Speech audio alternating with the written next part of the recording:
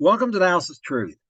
Today we're wrapping up our series about the fall holidays and how they're prophetic and what their prophetic picture of.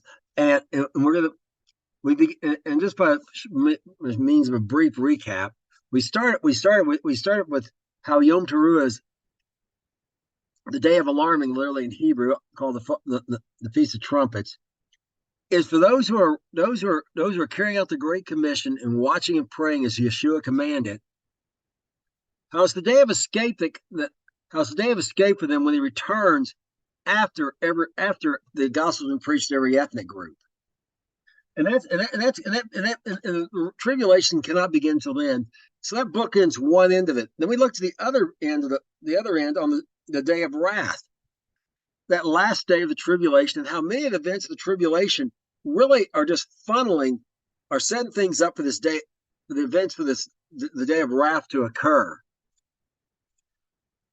And that day of wrath is what leads the people in Jerusalem, the same religious leaders that rejected Messiah, their descendants, the same group though, the rabbis today and the Karaites today, the priests, the Kohen, which are trying to set up in Israel today, are going to say to him, "Baruch Hashem Adonai, blessed he comes in the name of the Lord." And that wrath's going to turn from them to those who gathered against them.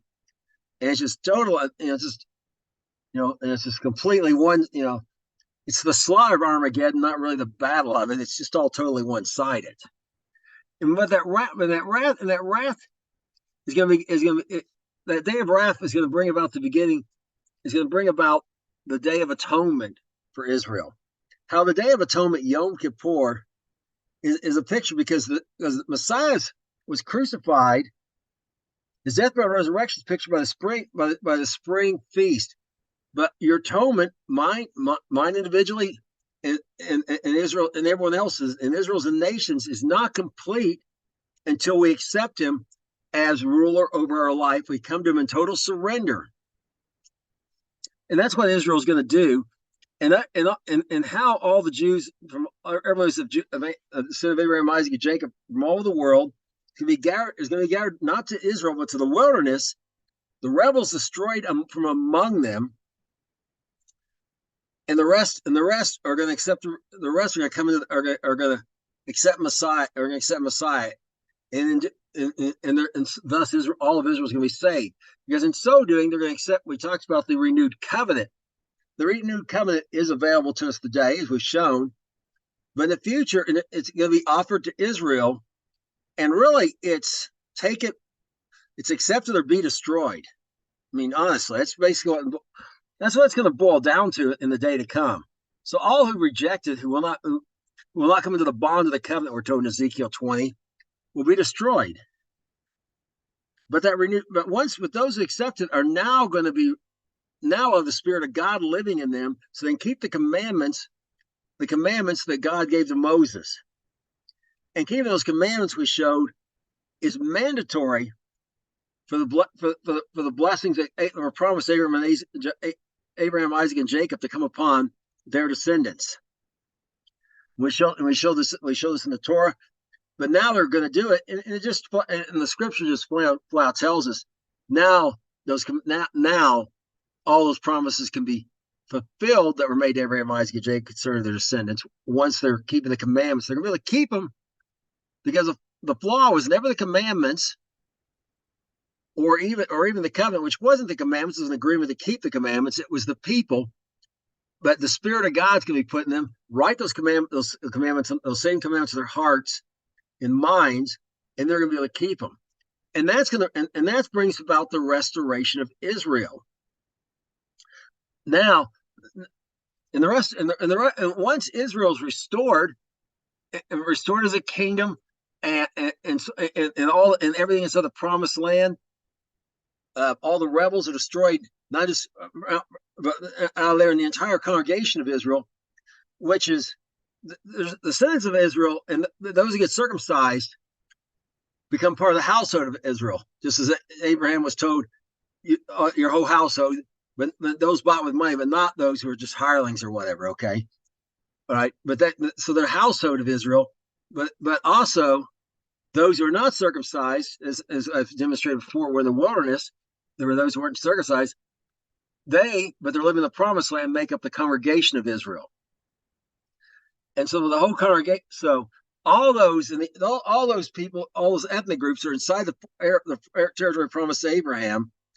Those ethnic groups are going to be are going to be destroyed, but individuals who will accept this renewed covenant and come and will also come in there as part of the congregation of Israel in the promised land.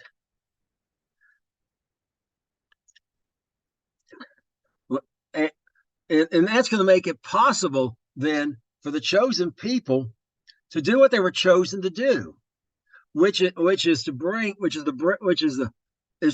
tell the world. It's very much like the Great Commission for us to tell the world about Messiah. But the difference is we're to tell the world right now. We're to tell the world Messiah is coming. Messiah is coming, and here's the renewed covenant, and and urge people to accept it. But but in their case, and today the people telling this are people the called out ones were from every ethnic group on earth, part of different ethnic groups. But then it's gonna be just the one ethnic group, that one ethnic group that really just the household of Israel. And that we show just how the household of Israel is going to be sent out, in the rest of them, the ones who weren't circumcised and so on, so are going to be taking care of all the taking care of all the regular business of Israel, taking care of the farming and so on and so forth. And this is going to be their job, is to go out and tell the Gentiles. And the Gentiles, there's various amounts of interest we showed. Well, today we're going to finish up by looking at the response of the Gentiles to this, and really what is being accomplished by this. Because what's being accomplished is tikkun olam. In Jewish thought, there's this ideal of tikkun olam. Tikkun is often translated reconcile, but literally means to mend. And there's this ideal in Jewish thought that God's chosen people are supposed to be mending the world. Olam means the world, which can mean the social world. It's just like it corresponds to the Greek word cosmos, which doesn't mean the planet, but either talking about the people on the planet or talking about the universe at large. And that's the same idea. And mostly it's about the human race when they say, mending the human race and the place we live in, really. And and their job is so this ideal that they're supposed to mend the world that we're going to look at today. So so they are the world menders, and we're going to see how this world mending process goes along. And we're going to begin in Isaiah 4, verse 1, where we're going to examine the condition, remind everyone the condition of the world for the Gentiles particularly, but the world when the tribulation ends, and why the world needs mending. Because today we live in a broken world, but not as broken as it's going to be. And we're going to see in Isaiah 4, verse 1. In that day, 7 women shall take hold of one man, saying, we'll eat our own bread and wear our own apparel, only lest be called by your name to take away our reproach. Okay, remember we showed that so many men are going to be killed, after they gathered at Armageddon. After they gathered at Armageddon, they come against Jerusalem. Perhaps 1 billion people. The blood's almost 200 miles of blood as deep as 3 or 4 feet deep, a meter or so deep, perhaps if you're metric, meter and a half deep. and perhaps 1 billion people killed, and primarily men in the army. And so Mary was so rare that when one woman sees a man, she's going to go running to him. Other women are going to see her doing that, and they're going to follow suit. And notice they won't be called by his name. They want to marry this man. They want him to give them children and be married. And they're perfectly willing for him to be married to all 7 of them. And contrary to marriage the way it usually works, where the man's providing, that's part of his deal, he doesn't even have to do that. They want his name, and they want his services to produce children. And men are hard to come by, and they are desperate. It shows you how the condition of the world. And notice also the lopsidedness of the population. 7 women for every for each man. Definitely men. Men. The tribulation was harder on men as a group than on women. Obviously here. But in Mark 13, verses 19 through 20, Yeshua, Jesus the Messiah, tells us how bad things are. Just summarize it up very distinctly here. For in those days shall be affliction such as was not from the beginning of creation, which God created unto this time, neither shall be. Except the Lord had shortened those days, no flesh should be saved, but for the elect's sake, he's chosen, whom he's chosen, he has shortened the days. You got those days short and just let things keep going the way they were. And that is part of the point of the day of wrath. It brought it into all this. A lot of what occurs in the tribulation is people afflicting other people. And the human race, left to its own, without God, will self-destruct. But he's putting an end to that. This days of affliction is obvious about the tribulation here. And it gets so bad that no one would survive. No flesh, no animal, nothing would be left alive if he didn't put an end to it, which he does. But it is for the elect's sake. And now that elect's sake's twofold. One, it is the people of Israel. It is how can the chosen people do what they're chosen to do? Go out and tell the world about God and his ways and how to walk in them, except tell the Gentiles, if there are no Gentiles, okay? But it's also for believers. We're promised to be made priests and kings. Well, we can't be, you can't be a king if you don't have any subjects to rule over. So, the fact is, for those promises to be fulfilled, you can't just have everyone on the earth wiped out like they were in the flood of Noah, except for Noah. So for that reason, they're saved, but it's just that bad. And remember, every building's destroyed and everything else. So that, everyone's living in a refugee status, as I showed last year. But the human race is not without hope. The world menders are going to do their part to mend the world. And here's what we see, and that's what Shaul, the Apostle Paul, is talking about here in Romans 11, verse 11 through 12. Then I say, if they stumble, they should fall. God forbid, for after their fall of salvation is coming to the Gentiles, provoked them to jealousy. If the fallen be the rich of the world, and the diminishing be the rich of the Gentiles, how much more their fullness? For I speak to you, Gentiles, much as I am an apostle to the Gentiles, I magnify my office. For if by any means I provoke emulation them which are my flesh, it might save some of them. If the casting away them be the reconcile of the world, watch the receiving them be but life from the dead. If the first fruits be holy, the lump also is holy. If the root be holy, so are the branches. So, what Shaul what's Shaul saying here? Well, first of all, that fall. What's that fall? That's the rejection of the gospel, the renewed covenant at this time. At this time, and they had the offer to them first, then could go to the Gentiles. So the Gentiles came in under this renewed covenant, and So that brought, gave them the riches of the world. They got all the riches that they all the good things God had offered the Jewish people that they didn't that the majority didn't accept. Obviously, not all of them. Shaul's a Jew. Shaul, the apostle Paul's a Jew. So's Messiah, the apostles. But as an ethnic, as a nation, they're not anywhere near 100%. They're 3% or whatever. The other 97% said we don't want it. So it went to the apostles. And notice how Paul makes a big deal of being an apostle of the Gentiles. And we talked about that when we discussed that. This harkens back.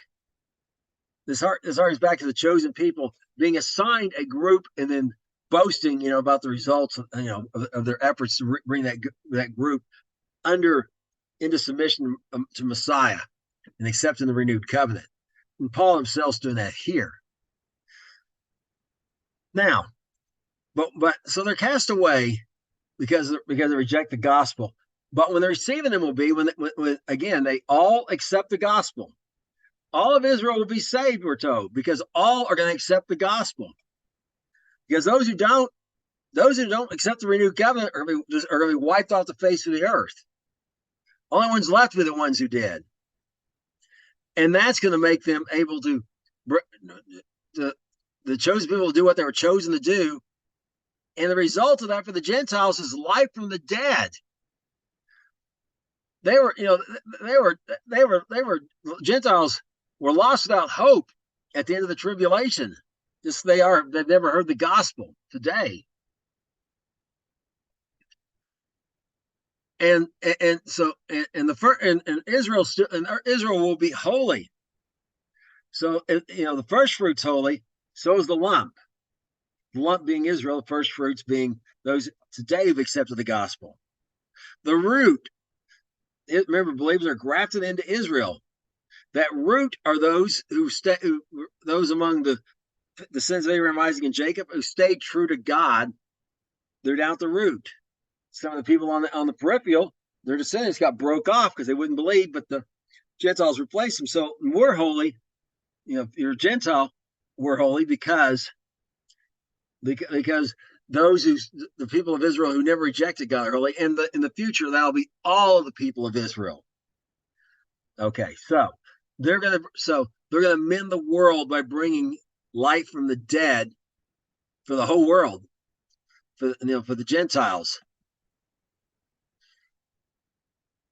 Now we're looking at how this process comes about of this world mending and what it looks like.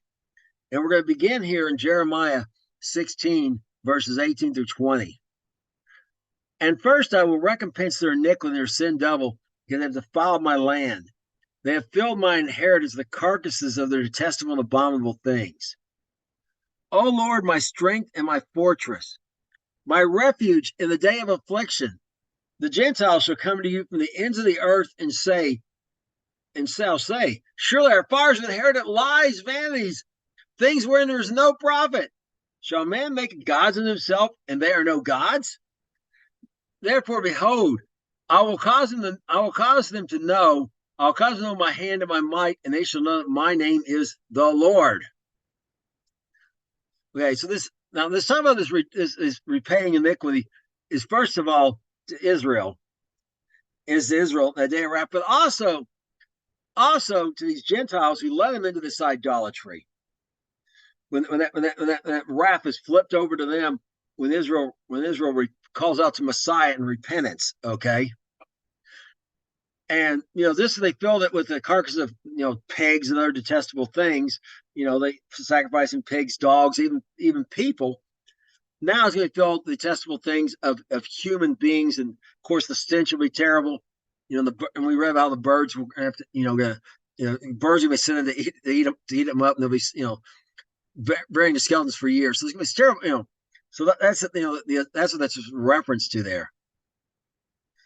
Now, in the day of affliction, the Lord was the strength and the refuge. In that day of wrath, particularly. Because of that, the Gentiles are going to come from the ends of the earth, and they're going to realize, they've inherited lies. They're going to turn from, and they're going to realize these idols are worthless. And Israel itself went through the same process, if you remember. And Israel was told that, then that they would know God's the Yahweh, God, whatever Yahoo, however you like, is the Lord. That He's in charge. Well, the Gentiles are going to know the same thing because of this. And the results of them realizing these idols is worthless is summarized up here. Well, what the effect has on them is summarized here in Zephaniah 2:11.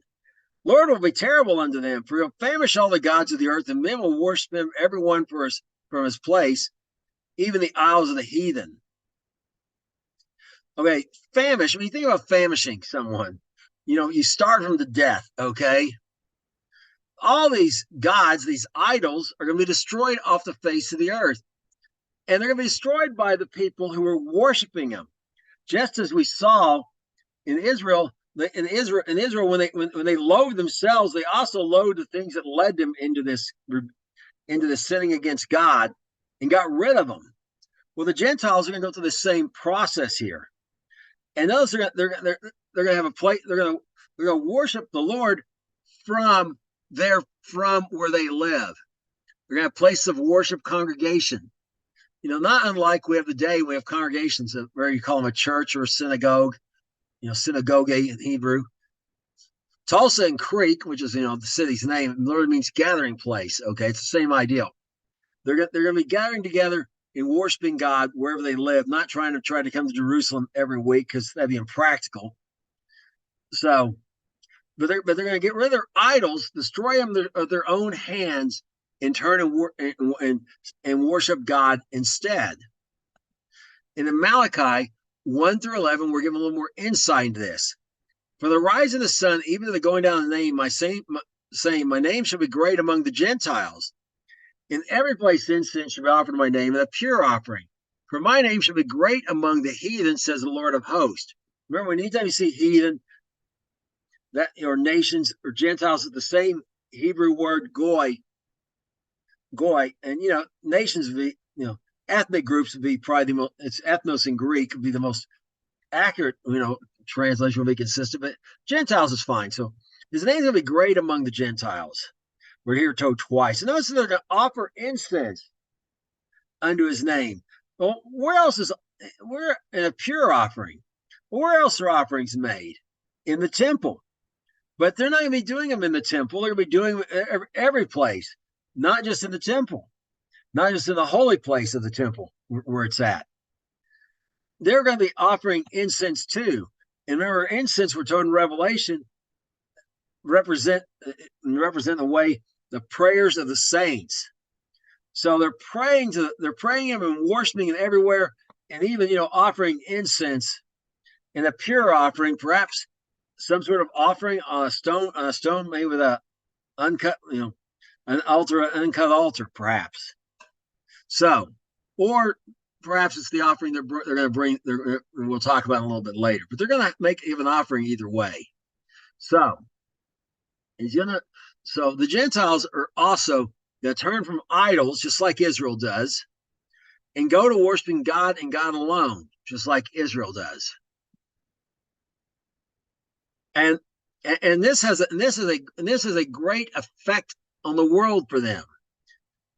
This mending the world's really starting to get. This is going to allow the world to really get mended, and we're going to look at that right here in 1 Chronicles 16, verses 30 through 31. Fear before him all the earth. The world also shall be stable; it shall not be not moved. Let all the heavens be glad; let the earth rejoice. Let men say among the nations, the Lord reigns. Okay, the world's going to be stable. Remember on that day of darkness, on that day of wrath, heaven and earth both shook. When heaven shook, meteors fell down from the sky, and when the earth shook, when the earth shook, the buildings, the cities collapsed, mountains fell down, islands sunk. Well, no more of that. And the world's going to be stable, and there's so much to that. The world's going to be stable in so many ways. I mean, today we live in an unstable world. Think about things that causes instability. Weather, natural disasters, as people often refer to them. Earthquakes and tornadoes, and high just windstorms like we had here recently here in Oklahoma. We just had sometimes 100-mile-an-hour winds, no tornado or nothing, just straight line winds blowing that fast. Of course, wreaks havoc when that happens. Well, all that's going to be gone, and economic instability, also cause and crops being whatever you can think of that can cause instability in people's lives. It's not going to be there anymore. The world's going to be stable because it's being mended. Tikkun Olam. And the source of that is people submitting themselves to the reign of Messiah. The Lord reigns. As they submit to him, their part of the world becomes mended. Now, as one nation does, I should say, as each nation does, their part of the world becomes mended. Now we continue on in Psalms 37, 9 through 11, and we read some more about, we're really going to read about this mending of the world that makes it stable. Get some more information about what's going to occur there. And again, Psalms 37, verse 9 through 11. For evildoers should be cut off. But those who wait upon the Lord, they shall inherit the earth. For yet a little while, and the wicked shall not be. Yea, you shall diligently consider his place, and it shall not be. But the meek shall inherit the earth, and shall delight themselves in the abundance of peace. Remember the Sermon on the Mount, Yeshua. One of the blessings, blessed are the meek, for they shall inherit the earth. Well, here's how they're going to inherit the earth. Their oppressors are going to be destroyed off the earth. So it's an end of all oppression of the meek. So they can have stability and peace. Won't have these people, oppressing them and causing them trouble and so on and so forth. Those people will be gone. And here's some more. And here's some more of how the world's going to be made stable once the various ethnic groups, Gentiles, these various nations, these various ethnic groups start accept Messiah's reign. And here's what we read in Psalm 68, verses 5 through 6. A father of the fatherless, a judge of the widows, is the Lord God, is God in his holy habitation. He sets the solitary in families. He brings out those who are bound with chains, but the rebellious dwell in a dry land. Okay, so the fatherless are no longer going to have a father. God in his holy habitation is going to make sure that. And of course, God on the earth here, God's on the earth is Messiah at this point. And, he's going to make sure the widows aren't oppressed. But notice, he's not going to leave the fatherless and the widows husbandless. He's going to set the solitary in families. Everyone's going to be put in the families. And he's going to bring an end to slavery. Those which are bound with chains, he's going to bring out. Now, there's servitude. We've talked about that before. But there's no slavery like exists in America in the past. It exists in Africa in at least three nations today, where slavery is legal. Or sex trafficking, which is of course illegal in a lot of places, but still nonetheless occurring. That's going to be gone. But what about the rebellious? They're going to dwell in the dry land, which gives us a foreshadowing of things to come here. Some people are not going to want the rebellious are what? Those who reject being under obedience to Messiah, who do not want to submit to him in total surrender. They're going to run out to the dry land. And remember, when we looked at the bounds of the promised land, that there's areas that are basically really desolate of people, basically wildlife refuges. They're inside that boundary between going north, going across there to the Euphrates to the Mediterranean Sea, over in the area of Babylon. It's not just the city; it's the whole area around there. and the mountains of Esau are picked out particularly, going to be a place for wild goats, basically a wildlife refuge. And there's going to be other spots like that throughout the earth. I showed last year when I showed about kind of a military aspect of Messiah's kingdom expanding. That this offering is going to be offered to him, but it's going to go by city, and any city that doesn't accept it's going to be destroyed as a ruinous heap and left like Babylon. So there's going to be these pockets of dry land, of deserted areas, and the rebellious, rather than enjoy the blessings of Messiah, which requires them to obey him, rather than be obeying him and enjoying these blessings, they're gonna run off to these areas. But what they won't be doing is oppressing the poor or oppressing other people no more. Now, in Psalms 46, verses 8 through 11, we're going to see some more of this mending of the world, this bringing stability. Things that have come, are going to have to come. They're going to come to an end and be different, so the world can be stable, mended. Behold the works of the Lord, what desolations he's made in the earth. He makes wars to cease in the end of the earth. He breaks the bow and cuts the spear in sunder. He burns the chariot in fire. Be still and know that I am God, and I am exalted among the heathen. I will be exalted in the earth. Lord of hosts is with us. The God of Jacob is our refuge. Selah. Selah means think about this, or think on this, if you're not familiar with that word. So, beginning at the beginning, these desolations made in the earth. Again, talking about the tribulation, and culminating in that day of wrath. Remember, Israel's just totally destroyed. The land of Israel is totally destroyed in that day of wrath. When we talk about how that to be restored, well, the earth in general is in very bad shape, and now, but he's gonna mend the world's gonna be mended, stability brought to it as the chosen people do what they were chosen to do, and telling the Gentiles and bringing them into submission to Messiah. Because when they do that, they're going to break war. They're not going to. Their instruments of war are going to be destroyed, or there's an alternative. But they're not going to be around anymore. We're going to look at the detail. But he's going to cause them the war to cease, and because he'll be exalted among the Gentiles, and the Gentiles, he's gonna just he says to Israel, he's gonna tell them, you don't need that. You don't need any more. I'll be your protection. Because basically, people have militaries for two reasons.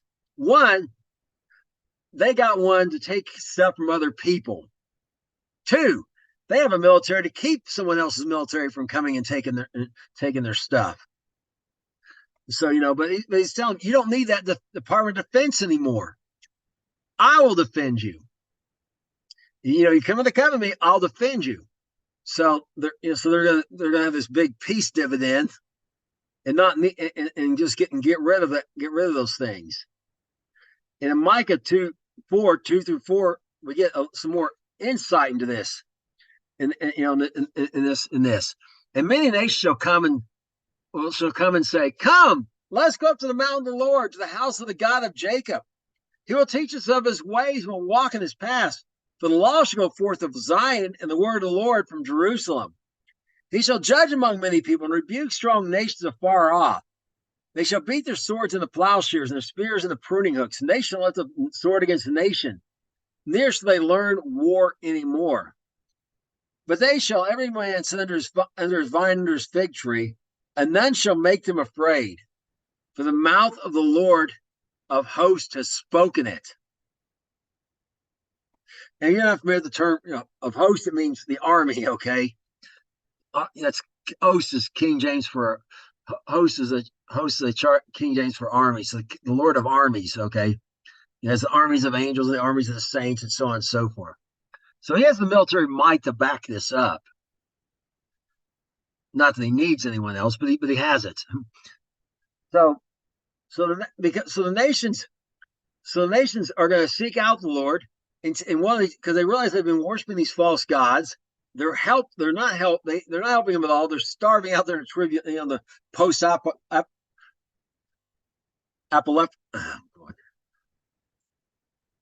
apocalyptic world. Thank you. The post apocalyptic world, literally. They're out there. They're not doing well, and and perhaps there's marauders sometimes trying to get food by taking it from other people and stuff. And so and they see what how Israel was blessed, as we talked about, and they're wanting in on that. So they're coming to the Lord, and this law is going to go forth. They're coming there. They went forth through the chosen people doing what they're chosen to do. But now they're coming to learn more because they want to come into covenant with Messiah. They want to be in part of this new covenant. And to do that, they agree that they're not going to fight with each other anymore. If they have a disagreement between two nations, Messiah is going to settle it for them. And if a weaker nation comes to him and a stronger nation doesn't, he's got the might to back it up. He's gonna put a stronger nation to shame, and cause them to also eventually surrender to him. And once they surrender, notice they're turning their things for war, what they can, into things for agriculture. They don't need them anymore. They're not going to learn war. They're not going to have an army, a navy, an air force. They're not going to have a space force. The U.S. I guess the only one that has that. There's not any Marines or any other kind of special forces. There's just going to be no military at all. And of course, some things like missiles, probably a lot like you can do with them, except maybe blow them up to get rid of them, or perhaps take them apart carefully, and maybe depending on what they have gunpowder, you might be able to use that for construction. But a lot of things can be converted. A tank could be converted through some effort into a cotton combine, or who knows what, but they're going to convert all their military equipment into agricultural equipment. And as a result, their agriculture is going to prosper. And every man's going to sit under his own fig tree, under his fig tree. He's going to have his land, just like a piece of land that's his, just like in Israel when it was divided, as we saw. That same pattern we saw in Israel is going to happen to all ethnic groups. Inside an ethnic group, there's going to be divisions, perhaps like tribes and clans and so on and so forth. And everyone in physical, or maybe not physical descendants, but they're going to be joined to that ethnic group, and they're also going to be counted as part of the ethnic group and given a piece of land, just like we saw. And what they grow on their land and do with it, and it's going to prosper, just like it does in the land of Israel. They're going to get to keep, and they're going to be afraid of taking it from them, because the Lord of hosts, again, Lord of armies, has spoken it and assured them, no one's, they mess with you, they mess with me, and they're not going to mess with me. And if someone's forced to do it once, they won't be able to do it twice, because he'll destroy them completely. So, and we get our last look about this in Zechariah, about this aspect of war being gone, here in Zechariah 9:8-10. I'll camp about my house because of the army, because in the past by, because in the returns. And no oppression shall go to them anymore, for now I've seen with my eyes. Rejoice greatly, O daughter of Zion. Shout, O daughter of Jerusalem. Behold, your king comes unto you. He is just and having salvation, lo, and riding on an ass upon the colt full of ass. I will cut off the chariots from Ephraim and the horse from Jerusalem. The battle bow shall be cut off, and he shall speak peace to the heathen. His dominion from sea to sea, and from the river even to the ends of the earth. Okay, the heathen against the Gentiles. So notice he does this first. Everything's to the Jew first and the Gentile. He's encamping there. He's giving security to Israel, where the Jewish people, where they don't need an army to defend themselves. As I showed, they have one to carry out his advancing his kingdom, but they don't need one to defend themselves no more.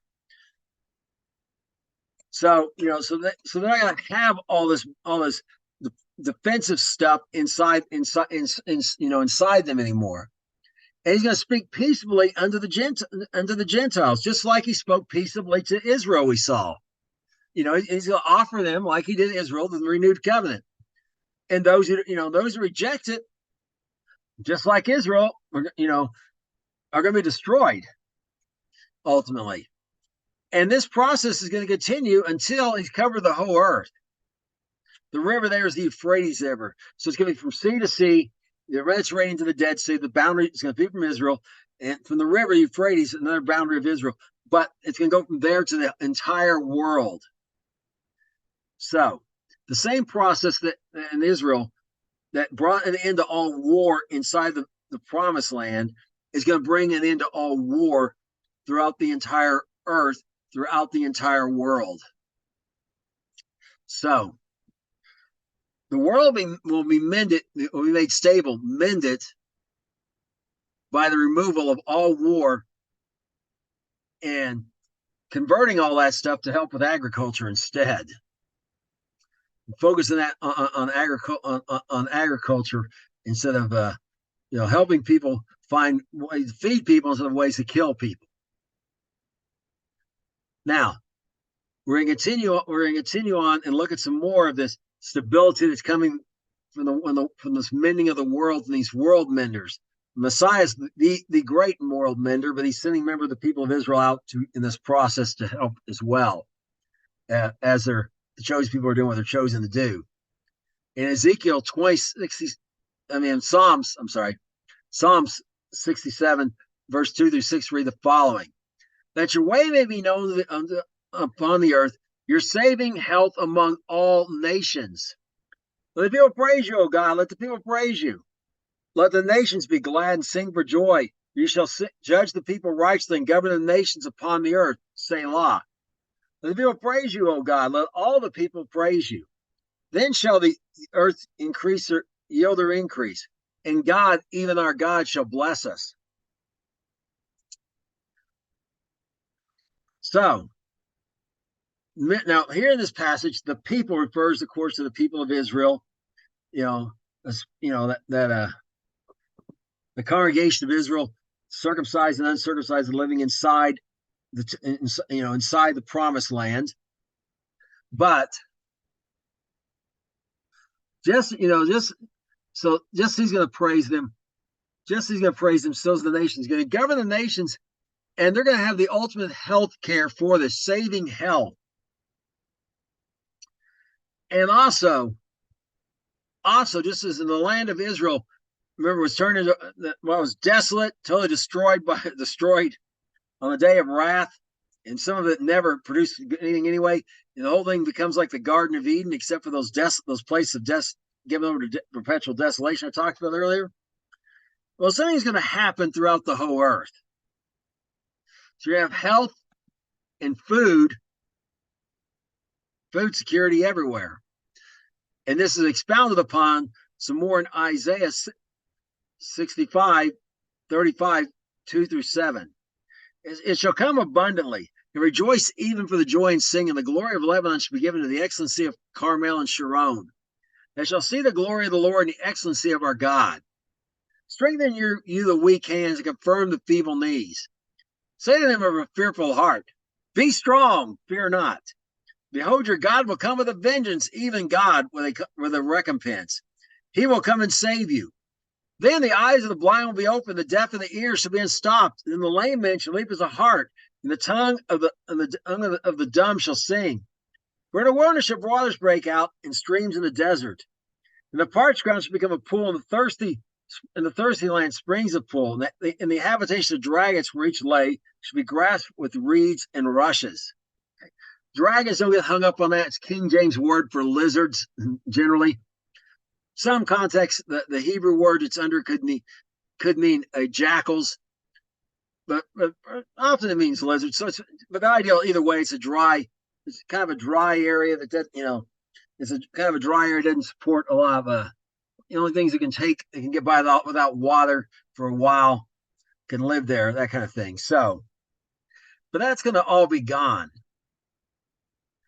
just as Israel blossomed forth, talking about there, talking about there, when blossomed forth, and and when they were saved, but notice after salvation, after they accepted this, their eyes were blind, definitely. But this is going to be for the whole world. Remember, we talked about how Israel. Remember all those wadis that are in southern Israel today. About 60% of Israel today is desert. But it's full of wadis, ancient dried riverbeds. Well, they're going to be not dried riverbeds, and we're going to have rivers in them. Well, the same thing's going to happen throughout the world. And you have grass and reeds and rushes, of course, live along the shore, along shores and of rivers and lakes and the like. So the lands, and this is not just limited to Israel.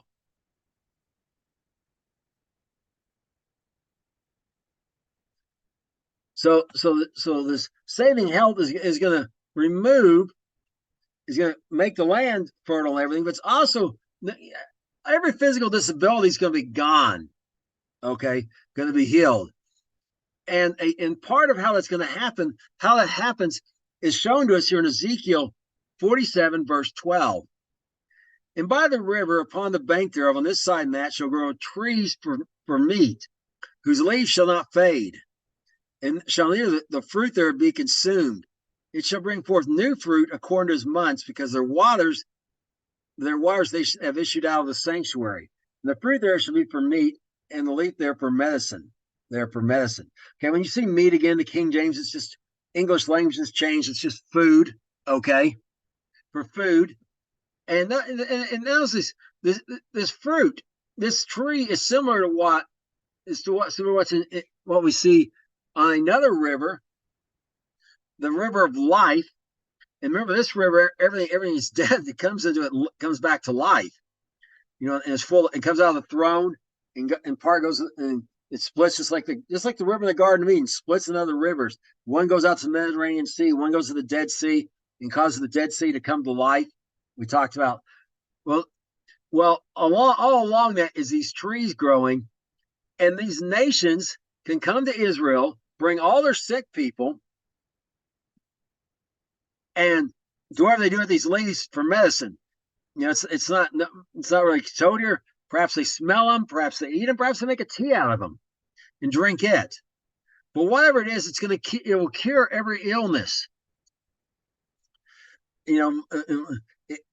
Messiah will cure every physical disability. When they come in His presence, when they go to these rivers, these trees along that river, and it goes again that whole distance we talked about. These trees are. They're gonna this saving health, and again notice them again the mention of food again, food security, and we say in the South, if you ain't got health, you ain't got nothing. Well, this is the ultimate healthcare plan. There's no doctors, no hospitals, no dentists, no eye care specialists, except because people who will submit to Him and subscribe to His healthcare plan simply do not get sick, or do not stay sick. Perhaps I should say it that way. There's for medicine. Whatever ails them will be taken care of. By the way, for free. I mean, virtually free. They got to bring an offering. They got to do that anyways. So this is going to bring health to all the nations, saving health to the nations, not just to Israel. And they're going to have that same thing we talked about with Israel. We looked at. Well, it wasn't specified just Israel, but that same thing's going to happen. Where the flesh is going to be like that of a young child. No one's going to show signs of aging. There's got to be blemishes, no zits. I mean, nothing. Okay. Everyone's gonna have perfect, beautiful skin and well-formed flesh, and no one's gonna die. Just like the people of Israel, they're not gonna die unless they do something wrong. They'll be like a tree in their lifespan, and we're talking about like bristlecone pines and olive trees and tamarisk trees. That basically, unless someone takes an axe to them and digs up their roots and totally burns them and destroys them, will pretty much just keep going on forever. And it's gonna be like that. So when they mend the world, all the health problems of the world, when they mend the world by telling them about Messiah and people accept Messiah and his rule and come to that new covenant with him, all their health issues are going to be mended as well. So that that because health issues can cause a lot of instability in your life, but that'll all be gone. And finally, we're going to look at another area. We're going to look at not we're going to another area where the world's going to be mended, and just shows how mended it really is going to be from the efforts of the world menders to bring the Gentiles into submission to Messiah. Because that's what mends the world, is once they're in submission to him. Here's what we read in Isaiah 11, verses 5 through 10. And righteousness shall be the girdle of his loins, and faithfulness the girdle of his reins. The range shall dwell with the lamb, and the leopard shall lie down with the kid, and the calf and the young lion and the fatling together. And a little child shall lead them. The bear and the cow and the bear shall feed, and the young one shall lie down together, and the lion shall eat straw like an ox. The suckling child shall play on the hoe of an asp, and the weaned child shall put his hand on a cockatrice's den. And they shall not hurt nor destroy in all my holy mountain. For the earth shall be full of knowledge of the Lord as the waters cover the sea. In that day there shall be the root of Jesse. It shall stand for an ensign of the people. To it shall the Gentiles seek, and his rest shall be glorious. Okay, now notice it starts with the area of Jerusalem, and it's going to expand outward, just as the kingdom is expanding outward. And notice that the animals are now in the condition they were in the Garden of Eden. A little child's going to lead them. They're not going to be out there trying to kill each other. They're not going to be out there. They're not going to be eating each other. Not just like the days of Noah. This little child's going to lead them, but like the Garden of Eden. And the cockatrice, don't get caught up on that word. It doesn't mean some mythical animal. When the King James wrote, that was their word for a cobra. Okay, and cobras, are among the deadliest snakes on earth. If a cobra bites you and you don't have any venom, very quickly you're dead. An asp is like a smaller version of a cobra. And they even have them in Europe. The European asp, encountered one once when I lived in Greece. But again, a very venomous snake with a very potent neurotoxin. They're kind of like the cobra's mini-me. Or the cobra's like an asp on steroids, probably a more accurate way to say it. But they're both very deadly. Okay. But that's not going to be a problem, because this ensign for the people of Israel, the Gentiles are going to seek it, and his rest will be glorious, not just to the people of Israel, but to the Gentiles as well. Because this mending of the animal world is going to extend to wherever his dominion extends, which is wherever the people surrender to him and come into this new covenant with him. Remember, just because the covenant's made with someone doesn't mean it only affects them. The covenant made with Abraham affected his descendants, affected the whole world. Those who cursed him were cursed; those who blessed him were blessed. And through this covenant with Abraham, all nations of the earth would be saved, all the families. But they didn't make the covenant; only Abraham did. So don't be tripped up on that. Okay, it starts with Israel, the Jew, and Jew first, then everyone, and extends outward. And in Isaiah 65, verse 25, a little more emphasis, a little more explanation here. The wolf and the lamb shall feed together, and the lion shall eat straw like the bullock, and dust shall be the serpent's meat. They shall not hurt or destroy at all in my holy mountain, says the Lord. Okay, so the wolf and the lamb, and the lion eating straw, like everything is back to being a vegetarian. The mammals will still drink milk, and cows will drink their mother's milk, except till they can eat grass or whatever. But everything's back to being a vegetarian. Everything's back to being gentle. But notice the serpent is not restored. The serpent is still going to be crawling on his belly um, is not restored. And there's a kind of a picture there of why we'll look at in a few minutes. But all the animal, so we're talking about the animals are back like they were in the Garden of Eden. First in there in Jerusalem, in the holy mountain Jerusalem, and then just spreading outward as the kingdom spreads outward, the promised land and everywhere else that conquers this comes about. And here's how it comes about. We're explained to us. We're explained how this comes about in Hosea 2:18 through 19. In that day, I'll make a covenant with them for them with the beasts of the field, with the fowls of the air, and with the creeping things of the ground. I'll break the bow and the sword and the battle out of the earth, and I'll make them to lie down safely. And I'll betroth you to me forever. I'll betroth you in righteousness and judgment and loving kindness and mercies. Okay, he's betrothing who the V is. Of course, is the sons of Abraham, Isaac, and Jacob, the chosen people. But notice, breaking the bow and the sword and the battle out of the earth. Talked about that. So this covenant, this thing with the animals is also worldwide. Everyone's going to lay down safely worldwide. No more fear of animals. Why? Because he's made this covenant with him. And I talked about when I talked about Noah, the new beginning of Noah. God made a covenant with the animals concerning the flood. They were included as one of the parties of that covenant. Well, this, and I said he'll make another covenant with the animals later. Well, this is that other covenant I was referring to, and it'll be just like with Noah. Remember, one reason animals fight. There's going to be no fighting between animals at all. One reason, like lions will fight, is there's only one male lion with a pride of females. And so the males will fight, trying to be the one with the mating rights. Over that pride. But if you remember on the ark, every male has female of clean and unclean animals. And it'll be the same way again.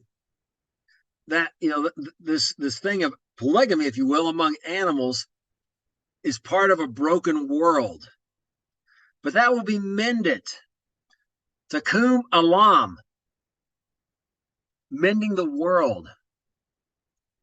And this is what the world menders, the chosen people, will do by bringing that message about Messiah reigning and offering a new covenant and so on and so forth to all the nations, spreading out till they cover till the entire world is under submission.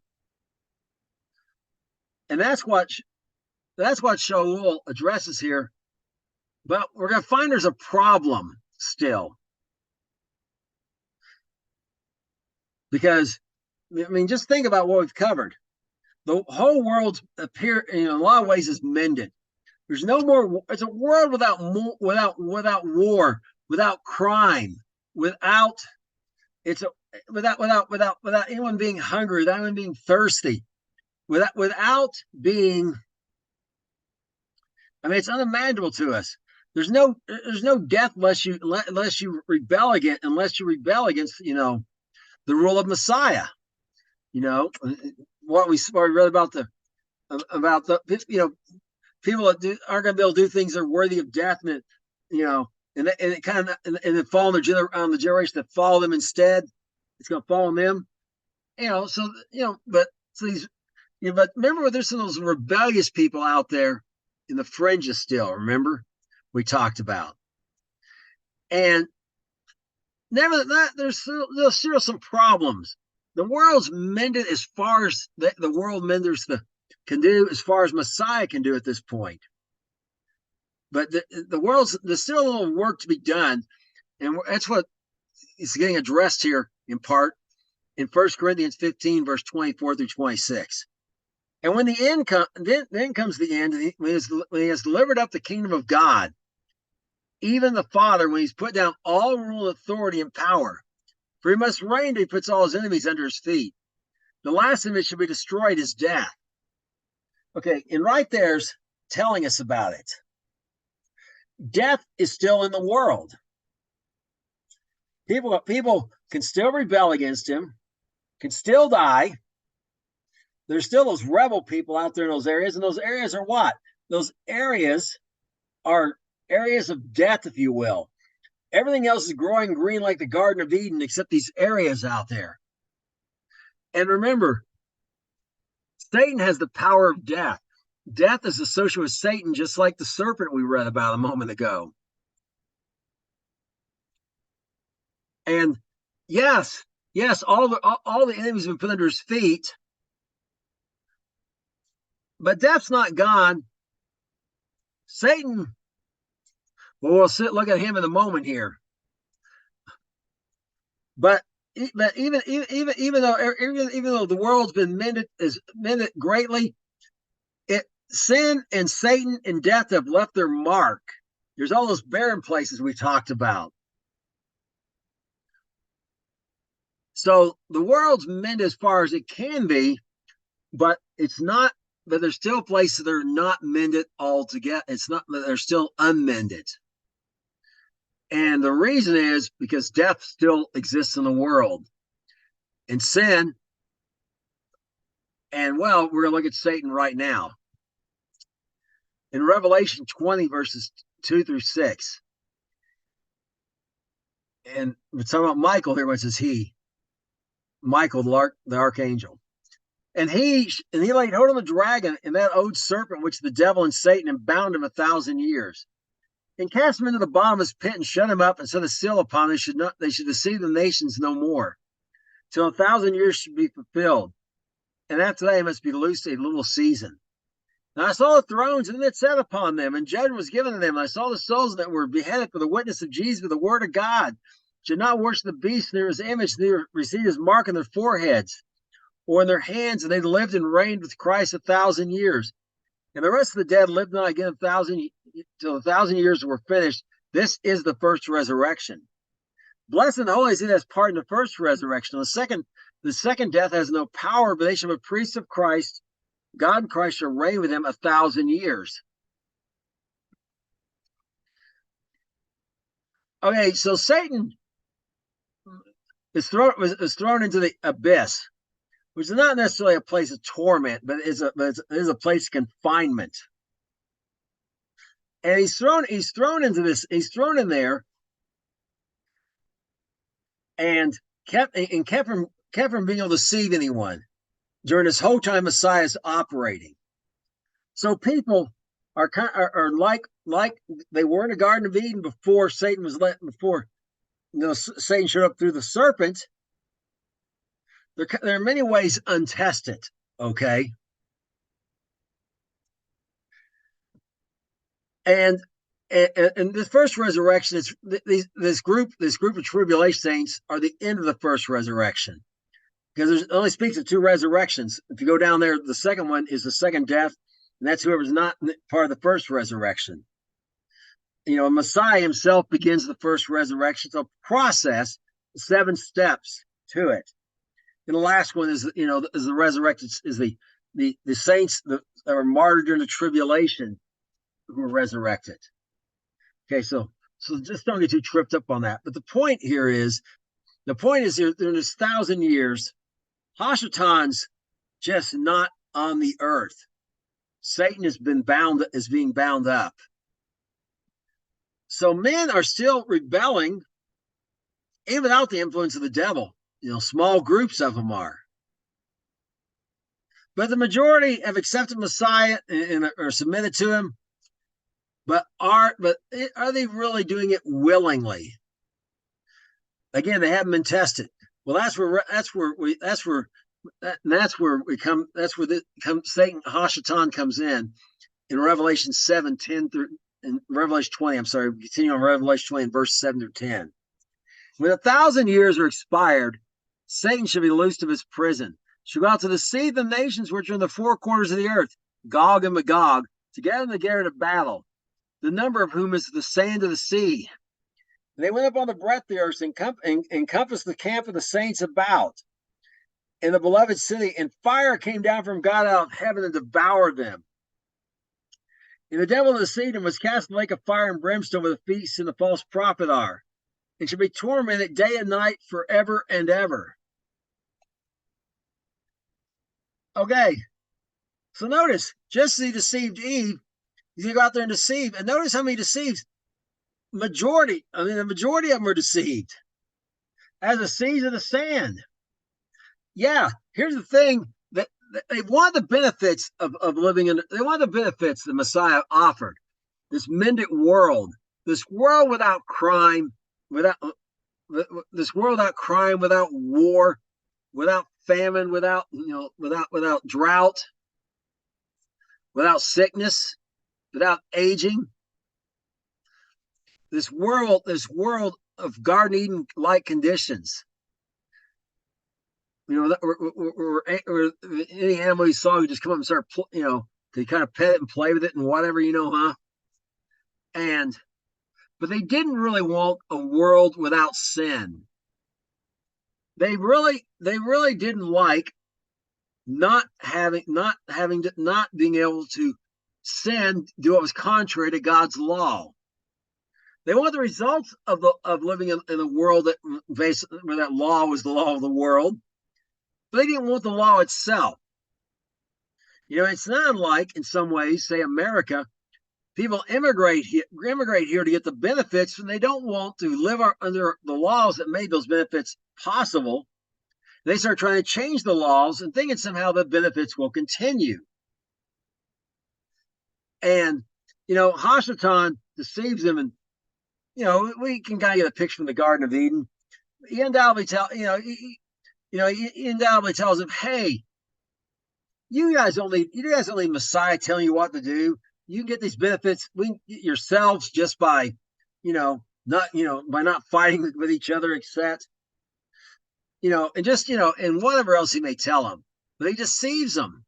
And the majority of them do this. They won't, they, at the end of the day, after experiencing just as in the tribulation, people wouldn't repent to experience all the terribleness that came as a result of rebelling against God. These people do not want to live under the rule of God after experiencing all the goodness that comes from ruling under God. And they're just like Israel, as I mentioned. When they go to the wilderness, it's implied 9 out of 10 who go in don't come out. The majority don't, but the survivors. So all the rebels, and notice there's no battle. There's no birds. This fire comes down and devours them. And we showed before, really just doesn't stop there. We'll go that in a minute. But they're just gone. They did not want God. They wanted a world without God, so he gives them one. They want a world without his law, so he gives them one. So he lets them have what they want. Those who accepted that renewed covenant and stayed loyal to Messiah, who want to be under his rule, are also going to get what they want. And we're going to look at that in a moment. So now, if you read on here, death itself is cast in the lake of fire as well. Now, Hashatan, sin, death, and every rebel is destroyed, but the earth still has the marks of their rebellion, those places I've talked about. The universe is still marred from sin. It's still marred from Hashatan and those who've joined him. So the world, in that sense, is still not completely mended, but that's about to change. And this is where we see in Psalms 102, verse 25 through 28. Of old you have laid the foundation of the earth, and the heavens are the work of your hands. They shall perish, but you shall endure. Yea, all of them shall wax old like a garment. As a vesture you shall change them. They shall be changed. But you are the same, and your years have no end. Your children of your servants shall continue, and their seed shall be established before you. Okay, that same one who laid the foundation of the earth, made the heavens and the earth, is going to change them. Is going to change them in the final mending of the world.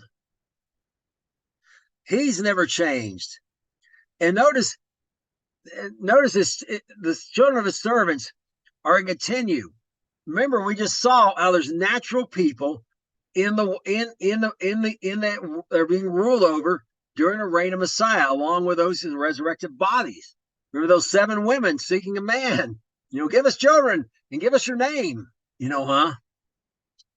Okay, their children. Those who choose Messiah at this final time, who say, yes, we choose you, we want to live under you, we're going to keep your your law is good, we want to keep it, we just don't want the benefits, we want you, they're going to continue on forever. And the children they have also, because sin is out of the world, for the world still has that mark from sin and Satan and the rebellious, that now God's going to change. Now that's going to be changed by the Father himself. And what does he do?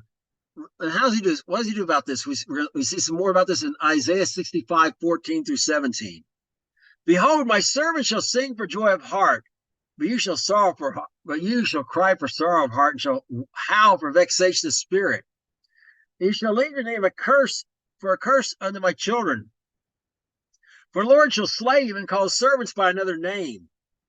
And he that bless himself in the earth shall bless himself in the God of truth. And he that swears in the earth shall swear by the God of truth. Because the former troubles are forgotten, because they're hidden from my eyes. For behold, I create new heavens and a new earth. The former shall not be remembered, nor come to mind.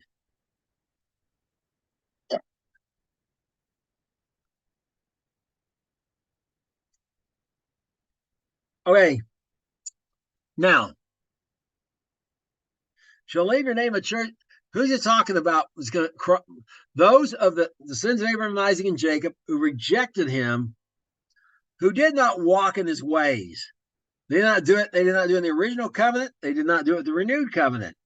They wouldn't accept it. And remember, we talked about he's going to give them a new name. Well, who's these servants? He's going to call by another name that are not from the people of Israel necessarily. That other name is Christian. They're first called Christian Antioch. Peter calls them Christians. 3 times in the Bible they're called Christians, and only one time by external entity, by King Agabus. He says to Paul, you've almost persuaded me to be a Christian. The name Christian didn't exist back then. Literally mean Messiah-like, imitator of Messiah. You could say Messiah if you prefer, or Messiah-y, belonging to Messiah.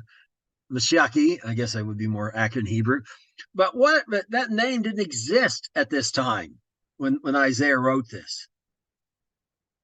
But those who bless themselves in the God of truth and swear those who are followers who've taken this renewed covenant, all those things are going to be forgotten. They're going to be trouble. Their troubles are going to be gone. They're behind them.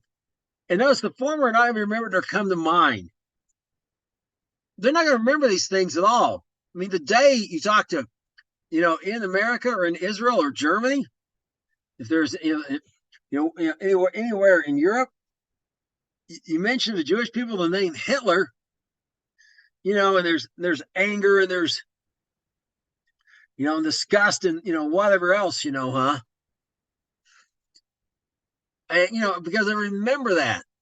But when God's going to not just, he's going to remove the mark of Hashatan, Satan, and all these that rejoined him in rebellion from our memories as well. If no one would say the name of Satan, if Hitler when God does this, people will be like, I have no idea who you're talking about. Even the people who survived this, went to the Holocaust, perhaps died in it, but were believers, they're going to remember him. The wicked are just simply not going to be remembered. Their fame is going to be gone. All their trouble is going to be gone. The Holocaust is going to be forgotten. All of it. Because he's going to create a new heaven and new earth. And every mark of sin from sin and Satan is going to be gone in a world that's completely mended. In the final step of that world of the world being mended by the ultimate world mender, the Father Himself, is right here in Revelation 21 verses 1 through 3. I saw a new heaven and a new earth. For the first heaven and the first earth were passed away, and there was no more sea. And I, John, saw the new heaven, the holy city, New Jerusalem, coming down from God out of heaven, prepared as a bride adorned for her husband. And I heard a great voice out of heaven saying, Behold, the tabernacle of God is with men. He will dwell with them. They shall be His people, and God Himself shall be with them and be their God. Just as God walked with Adam in the Garden of Eden, the Father was there with Adam. So He will be with us again. We're going to be His people. He's going to be His God. And there's nothing but good times from then on for those who accept the renewed covenant. Those who want to live under His laws, those who want Him, want the giver, not just the gift, who seek His face, not just His hand, just not just what He can do for them, are going to be given what they want, just like those who reject Him and want to be without Him. He's a source of every good thing. So, okay, let them have what they want. They're in the lake of fire. There's no good thing there. They didn't want Him.